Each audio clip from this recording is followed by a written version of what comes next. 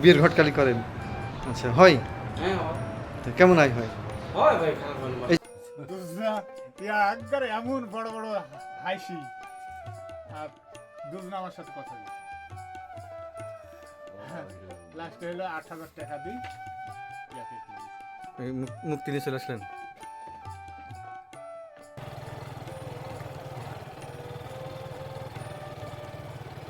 চর বাংলা বাজারে যাচ্ছি এই নৌকা চড়ে, সাথে আছে আমার বাইক আর চরের কিছু বাসিন্দা, তাদের সঙ্গে যাচ্ছি চরের জীবনযাপন দেখতে। এই নৌকায় দুর্গম চর পার দিয়ে এখন চর বাংলা বাজার। মূলত ওই চরটি কুষ্টিয়ার ভিতরে, তাই না? কুষ্টিয়ার ভিতরে, কিন্তু এই বাঘার লোকজন বসবাস করে। লোক নাই বলতে এখন কিছু ভোটার আছে। আপনারা কি কুষ্টিয়ার? রাজশাহী শহর থেকে প্রায় ৩০ কিলোমিটার দূরে বাঘা উপজেলা সদর। সেখান থেকে 10 কিলোমিটার ভিতরে পাকুড়িয়া বাজার। পাকুড়িয়া বাজার থেকে কিছু দূরেই চর চৌমাদিয়া, এটি বাঘার ভিতরে পড়েছে। এই চরটি বিশাল আয়তন, প্রায় 3 কিলোমিটার দীর্ঘ। এই চরটি চারিদিকে যেন ধুধু বালু চর, কিছুটা দেখতে মরুভূমির মতো। এই চরের একমাত্র বাহন হলো ট্রাক্টর গাড়ি। এই বাহনে চড়েই যেতে হবে পদ্মার পাড়ে।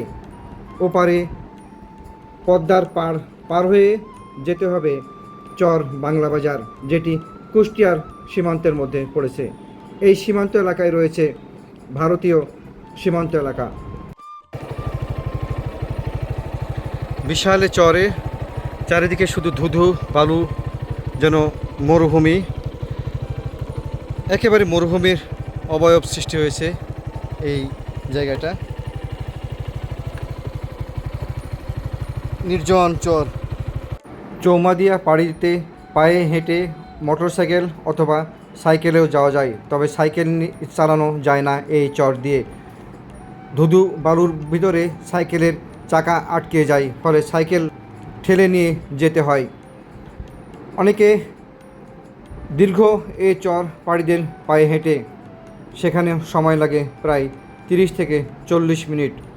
ফলে এই চরবাসীর কষ্টের যেন শেষ থাকে না, বিশেষ করে শুষ্ক মৌসুমে। তবে বর্ষা মৌসুমে গোটা চরটি ডুবে যাওয়ায় চর বাংলা বাজার থেকে পাকুড়িয়া ঘাটে আসতে নৌকায় প্রায় 1 ঘন্টা সময় লাগে। তবে সেখানে হাঁটা বা মোটরসাইকেল অথবা অন্য কোনো যানবাহনের তখন আর প্রয়োজন হয় না, শুধু নৌকায় চড়েই পার হতে পারেন এই পদ্মাটি। চর চৌমাদিয়া ঘাট থেকে নৌকায় চড়ে এখন রওনা দিলাম বাংলা বাজার চরের উদ্দেশ্যে।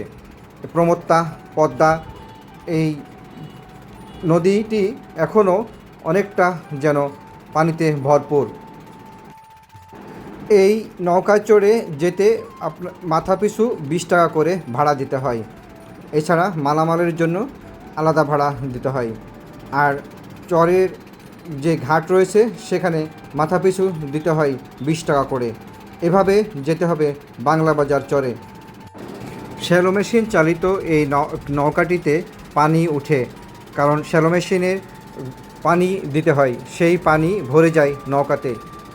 ফলে ওই পানি শেষে ফেলতে হয়। মাঝি এবং তার সহযোগী মাঝে মধ্যেই সেই পানি একটি সেতির মতো যন্ত্র দিয়ে হাত দিয়ে সেই পানি শেষে নদীতে ফেলে দিচ্ছেন। নৌকায় চড়ে পদ্মা নদী পার হওয়ার সময় চোখে পড়বে এমন দৃশ্য। তপ্ত দুপুরে মহিষকে চড়ানোর পরে পদ্মায় গোসল করানো হচ্ছে। মহিষগুলো যেন পদ্মার পানিতে আরামে ডুব দিয়ে বা শুয়ে থেকে সময় কাটাচ্ছেন। আর পদ্মায় চরে বসে সেই মহিষের মালিকরা আরামে সময় কাটাচ্ছেন। এই যেন একটি প্রাকৃতিক অপরূপ দৃশ্য।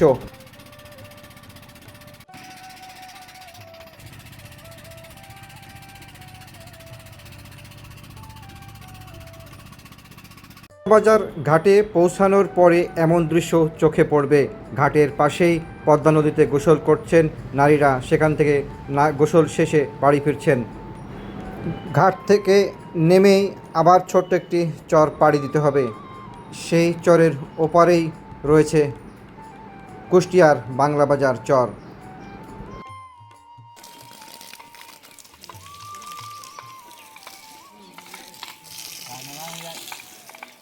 ফসল টানবেন গাড়ি দিয়ে?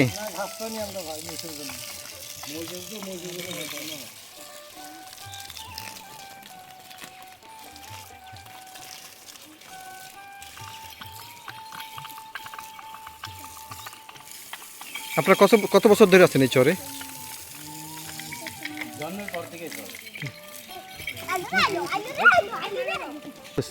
আপনারা কি করেন এই চরে? আমরা চরে আমাদের প্রধান কাজ হলো কৃষি। তার উপরে আমাদের এই যে মহিষ আছে, গরু আছে, ছাগল বর্তি সবাই পালে। প্রধান কাজ হলো কৃষি, ব্যবসা বাণিজ্য আছে, যা আছে জমি জমার কারণেই চরে জমি থাকেন? জমা আছে, জমি জমা। প্রধান কারণ আমাদের চরে হলো কৃষি। নদীতে ভেঙে যায় না চর? আর নদীতে ভেঙে যায় পদ্মা নদী, এই তো 1 কিলো। আপনাদের জমি চলে গেছে? আমাদেরও নদীবিহীন হয়েছি পরপর 2 বার। আমার বয়সে আমরা 2 বার নদীতে বাড়ি ভেঙে গেছে। ভাঙতে ভাঙতে এখন ভারতের কাছাকাছি চলে আসছেন? ভারতের কাছাকাছি। হ্যাঁ, এই ইয়ার এখন তাহলে বাংলাদেশের সীমান্তের ভিতরে? আচ্ছা, এটা ভারতের সীমান্ত। কিছু বলে না বিএসএফ, বিজেপি কিছু বলে না? বিএসএফ আপনারা কি চাষ করতেছেন একটু দেখান তো আরেকবার। একানি, জি, আমাদের ইন্ডিয়ান ভাষাতে বলে একানি। আচ্ছা একানি, আচ্ছা, ঠিক আছে, জি। এটা দিয়ে কি হয় অ্যাকচুয়ালি আমি কাছে যাচ্ছি না, আমি হচ্ছে বাংলাদেশের সীমান্ত থেকে এই যে ভিডিও করছি, ভারতের সীমান্তের কৃষক ভাই। নাম কি আপনার? আমার নাম হিটলার মন্ডল। হিটলার মন্ডল। ভাই আপনার নাম? বাহ, আপনি আমার মিতা, কাকতালীয় ভাবে আপনি রফিকুল ইসলাম, আমিও রফিকুল ইসলাম। এই 2 ভাই কৃষক তাদের পৈতৃক জমিতে একানি চাষ করছেন। এটা 10 মাস এটা থাকবে জমিতে, তাই না? এটা খরচ হবে কি পরিমাণ? ইন্ডিয়ান টাকা 1 লাখ টাকা বিঘা হিসাবে। আচ্ছা, মাত্র 30 ফিট দূরে এই বাংলাদেশে এই বাড়িগুলো অবস্থিত। এটি হচ্ছে ভারতের সীমান্ত। এই সীমান্ত এলাকা থেকে মাত্র 30 ফিট দূরে এই বাংলাদেশে ডিগ্রিচর, কুষ্টিয়া জেলার ডিগ্রিচর এই বাসিন্দাগুলো এখানে বসবাস করেন। চর ভাঙতে ভাঙতে অনেকটা ভারতের সীমান্তের মধ্যে চলে এসেছে।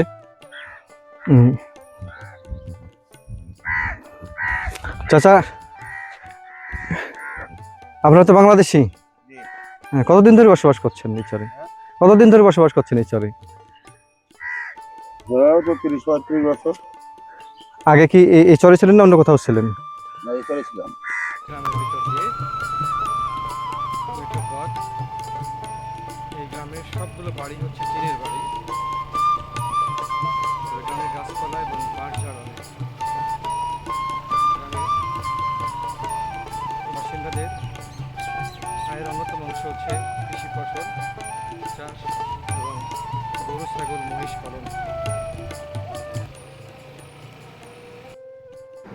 সবুজে ঘেরা এমন মেঠো পথ পাড়ি দিয়ে যাচ্ছি গ্রামের মধ্যে অন্যতম একটি বাজারে, যেই বাজারটিকে কেন্দ্র করেই এই চরের নামকরণ করা হয়েছে বাংলা বাজার।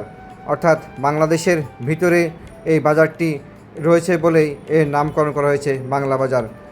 এই বাজারে যাচ্ছি দুপুরের খাবার খেতে। এই বাজারে এখন আমি এসে পৌঁছে গেছি, খেতে হবে দুপুরের। সারাদিন ঘুরে অনেকটা ক্ষুধার্ত পেট নিয়ে এখন চলে এসেছি এই ছোট্ট একটি হোটেলটিতে। খাবার দাবার আছে নাকি? এটা হচ্ছে হোটেল। না, সুন্দর সিস্টেম। বাসা থেকে নিয়ে আসেন নাকি? হ্যাঁ, খাবার বাসা থেকে নিয়ে আসেন? আচ্ছা আচ্ছা। কতদিন ধরে হোটেল করেন? প্রায় 40-এর উপরে আমার এই দোকান। এই হোটেলেই? আমার এটাই কর্ম। আচ্ছা, কেমন বিক্রি হয়? বিক্রি এখন বর্তমানের জন্য মোটামুটি কালকে বউনি করতে পারিনি, সকালে বসে সারাদিনের মধ্যে 50 টাকা বেচতে পারি। কারণ লোক নাই, কারণ লোকজন নাই, কেউ এসে বললো না যে আমাকে 1 প্লেট ভাত দেন গো। তাহলে খাবারগুলো কি করলেন? এই এখন খাবারগুলো নিয়ে বাড়িতে খাইছি। আর কি করবো? রাতে খেয়ে নিচ্ছেন, রাতে সকালে ফ্যানটা দেওয়া যাবে না? দুপুরে খাইছি, রাতে খাইছি, দুপুরে খাইছি। আচ্ছা। এমন একটা সিস্টেম এখন এই কথা বলতে লজ্জা লাগে স্যার, আমি কি করবো? কোনো ব্যবসা নেই যে আজকে সকাল থেকে এসে বসে আছি, 200-250 টাকা ভাত নিয়ে বসেই আছি। হয়তো আজকে বেচছি 200-250 টাকা মতন বেচা কিনা হয়েছে। 200-250 টাকা বেচা কিনা করছি, ধরেন আমার কোনো ছেলে যদি একটা বাজারে থাকে তাহলে আমার তো 100-150 টাকা খরচ আছে। হ্যাঁ ছোটকাল থেকে করে আসছি ব্যবসাটা। হ্যাঁ। তো এখন এই তো এই বিষয় আছে তো এখন এখন আগের ব্যবসা হয়তো, যে আগে ব্যবসা কারণ তখন কি বেশি লোকজন ছিল? তখন ভারত খোলা ছিল, হাজার হাজার গরু মহিষ আসছে, তখন তো ভিআইপি বেচা কিনা। বিশাল বেচা কিনা। ভারত এখন বন্ধ হয়ে যাওয়ার পর তখন তুই ধরেন 10 যাই হোক, টুকটাক কিছু বেশি কিনে ঠান্ডা বাঁচাইতাম। এখন ধরেন মোটামুটি এই যে সরকার চেঞ্জ হওয়ার পর থেকে এই যে এখন যে কি পর্যায়ে আছে, এখন এই কথা কি বলবো, মানে বলার কোনো মতো না। কোনো ব্যবসায়ী নাই। একদম শোষা। কতদিন ধরে আপনারা আছেন এই চরে? আমাদের বয়স চরের ভিতরে জন্মস্থান বোঝেন না। কি করেন? কি করবো ওদের এই যে আসলে যা পরিস্থিতি হয়েছে মানে খুবই ভয়াবহ। কিছুই না, কোনো লোকজন আসে না? না কোনো লোকজন আসে না। এই সারাদিন যে খিচুড়ি ভাত নিয়ে আল্লাহ আল্লাহ করে তো কারা খায় এখন এসে? এই যে ভাই যে আপনি ফটাত আসে, এরকম ফটাত দিয়ে কোন আসে, বেড়াইতে আসে বেড়াতে আসে, বা চর? বাংলা বাজারে আসে, হ্যাঁ হ্যাঁ, ঘুরতে আসে মানুষ। ঘুরতে আসে। এর নাম হচ্ছে বাংলা বাজার। বাংলা এই বাজারটা কত বছর ধরে? এই বাজারটা মোটামুটি পুরানা বাজার ছিল, ওখানে নদীর মাঝখানে চলে গেছে, ওখান থেকে বাইরে চলে আসে মোটামুটি আস্তে আস্তে চলে আসছে এদিকে। ভাইয়ের বাসা কি এখানেই? জি আচ্ছা, কি নাম আপনার? আর হ্যাঁ, বিয়ের ঘটকালি করেন? আচ্ছা, হয়? হ্যাঁ তা কেমন আয় হয়? হয় ভাই খারাপ হয় না। এই খালি হয়। এই চরেই ঘটকালি করেন সব? চর দিয়ে আপনি হোসলাবাদ তারা গেলে মুশকিল দিয়ে বলে দিয়ে একটা সব রাস্তায় চাপাই। আচ্ছা, আবার কৃষি ফসল ফলান? জি কৃষি ফসল ফলান না? কি সমস্যা দিয়ে গেছে আমি জায়গা দিন আবার টপ করে তাহলে ভাই আপনার নাম কি? আমার নাম মোহাম্মদ আসাদ আলী। আসাদ আলী প্রধান। এই ছেলে মেয়ে আছে কয়টা? ছেলেমেয়ে 5টা। এই হোটেল করে তাদেরকে, জি, তারা এখন কি করে? তারা একটা ছেলে রাজশাহী রিক্সা চালায়, 2টা হকারি করে, 3টা ছেলে একটা বিয়ে। কিছু হয়ে গেছে, মেয়েগুলো বিয়ে দিয়েছে। তাহলে কি খাওয়াবেন বলেন এখন? এখন আপনার খাওয়ালে একটু ডাল ভাত খাওয়াবো, একটা ডিম আছে, ডিম হ্যাঁ খাওয়াবো। হ্যাঁ, দেখি আপনার কি আছে, যা খাবেন তাই খাবো, সমস্যা নেই। এগুলো যে ভাত, হ্যাঁ মোটা চালের ভাত না? আলহামদুলিল্লাহ। ডিম এখন টাটকা ডিম ভাজে আনলাম। হ্যাঁ, এখন ভাজি না আসলে? জি। তারপরে এটা ডিম ছিল, 2-4টা বেচা হয়ে গেছে, এটা ডাল। ডাল, তাহলে ডিমের তরকারি, ডাল। জি আচ্ছা, এটা দুপুরে আজকে খাবার। জি। তারপরেও মন্দ নয়, কারণ এই দুর্গম চরে এত দূরে চর, বাংলা বাজার চর, এটি এই দুর্গম চরে এসে যে খাবার পেয়েছি, এই আলহামদুলিল্লাহ, এবং আমার কাছে ভালো লাগছে। করা হয় না, কোনো সময় করি না। কত লোক বলে, তুমি যেখানে থাকতে দাও, অনেক অনেক লোকজন যে তুমি 100 টাকা ভাড়াটা নেবা, তাহলে না বাবা আমি ভাড়াটা নেব না। আমার আছে, আমি বিপদ রক্ষা করছি, এটাই আমার বেশি। মানে এসে যারা যেতে পারেন তাদেরকে রেখে দেন, জি, জি। এখানেই থাকে, এই চকিতেই থাকে। এই ঘরে থাকে, ছোট ছোট থাকে, যে খাতা বাড়ি দিয়েছে। দুপুরে খেতে বসেছি, ডিম ভাজি আর সবজি, ডাল। আসাদ আলী প্রধান। জি তাহলে অনেকে আসে চরে, জি এসে তারা যেতে পারে না, তখন রেখে দেন এখানে। জি। ঘরে বহু লোক আছে এরকম বিপদে করে আসে, আসে আমাকে খোঁজে। যদি ভাই কাছে গেলে আমি আপদে বিপদে ঠেকলে আমাকে চেটে খাইতেও দেবে, আমাকে শোয়ার জায়গাও দেবে। গাড়ি ছিল, কিসের গাড়ি? স্টেশন গাড়ি ছিল, মানে ট্রাক্টর? হ্যাঁ, ছোট গাড়ি, ছোট গাড়ি। বাড়ি কোথায়? গাড়ি ভাগছে। ভাগজু কত দূর এখান থেকে? কত দূর? আগে এখানে আপনি মুশকিল ভাগছে কতগুলো হবে, মোটামুটি 6-7 কিলো হবে। বেশি আপনি তাও মানে যাত্রী পরিবহন করেন? জি দিয়ে দুপুরে বাসায় যেতে পারেননি? না, দিন বাসা করতে পারে না, এই তো এখানে কি মাঝে মধ্যে আসেন খেতে? এখানে আমরা সপ্তাহে 2-3 দিন আসি। খেতে আসেন? জি, আচ্ছা, কেমন লাগে খাওয়ার এখানে? খাওয়া দাওয়া তাহলে ভালোই হয়, না হলে কি আর আমরা যে এখানে এত দূর থেকে জার্নি করে এখানে খাওয়া দাওয়া করতে আসি? আর তো কোনো হোটেল নাই? না, এখানে এটাই হতো। এই একটাই হোটেল। আপদে বিপদে আসাদ আলী প্রধান ভাই সব ভরসা। তাহলে কি করেন আপনি দুপুরে সাধারণত? আরও কিছু করি, নদীর মাছ টাছ করি, বা হ্যাঁ। বাজারে পুষ্করি মাছও করি, গরুর মাংস রান্না বাড়া করি। আমার লোক নাই, এই জন্য আমি কিছু করি না।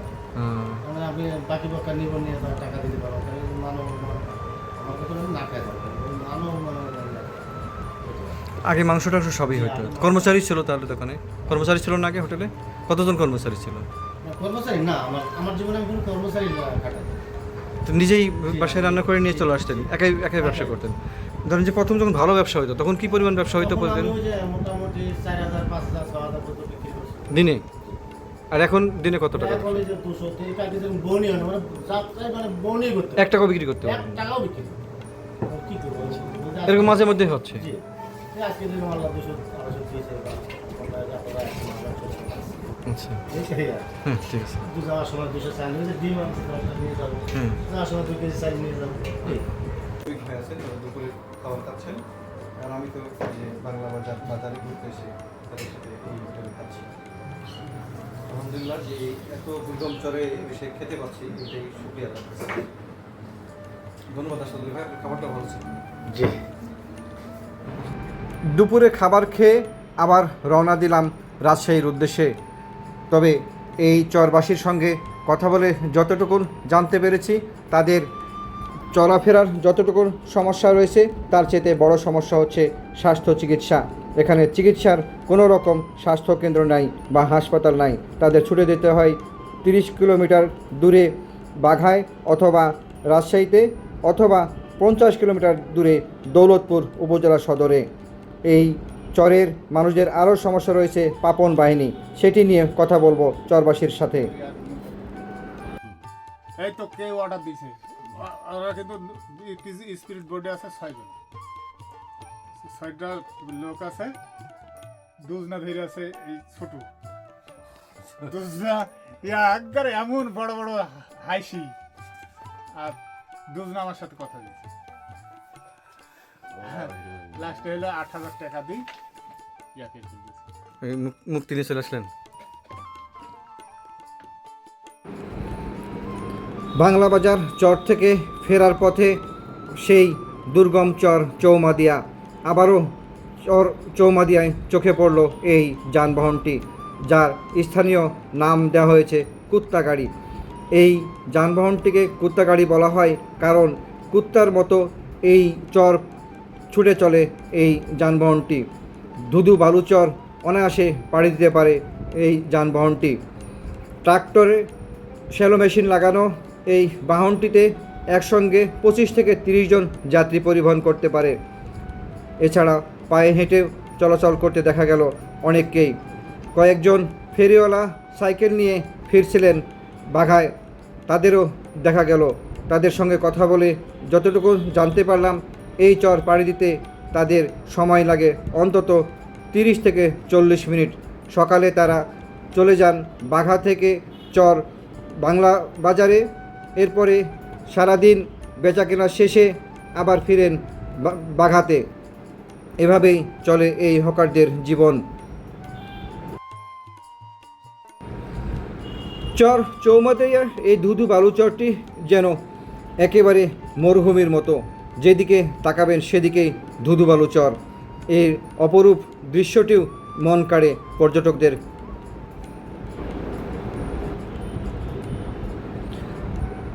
দুর্গম এ চরে কয়েকজন মোটরসাইকেল আরোহীকে দেখা গেল। তারাও যেই যানবাহনটি চলাচল করে তার পেছনের দিয়ে এবং সামনে দিয়েও অনেকেই যেতে দেখা গেল। এই পথ দিয়েই যেতে হয় মোটরসাইকেল চালকদেরও, কারণ অন্য দিক দিয়ে যেতে হলে মোটরসাইকেলের চাকা বালুর মধ্যে আটকে যায়।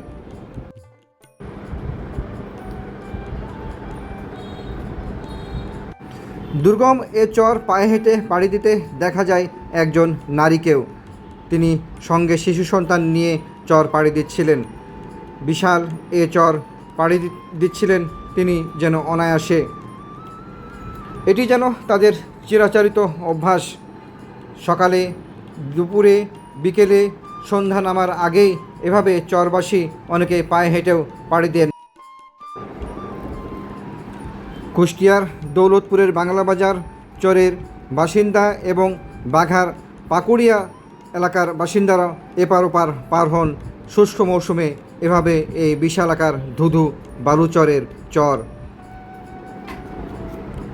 চৌমাদিয়ার এই অপরূপ দৃশ্যটি যে কারো মন কাড়ে। যদিও দুর্গম বালুচর, তারপরেও এর প্রাকৃতিক যে সৌন্দর্য সেটি যেন অপরূপ মন কাড়া সৌন্দর্যে ভরা।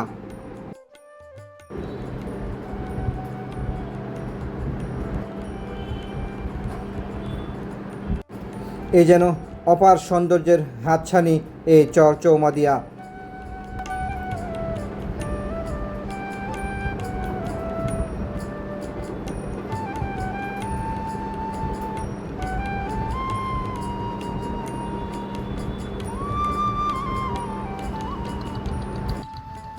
দুর্গম এ চরের যাতায়াত অন্যতম কঠিন হলেও এ চর আপনাকে নিরাশ করবে না।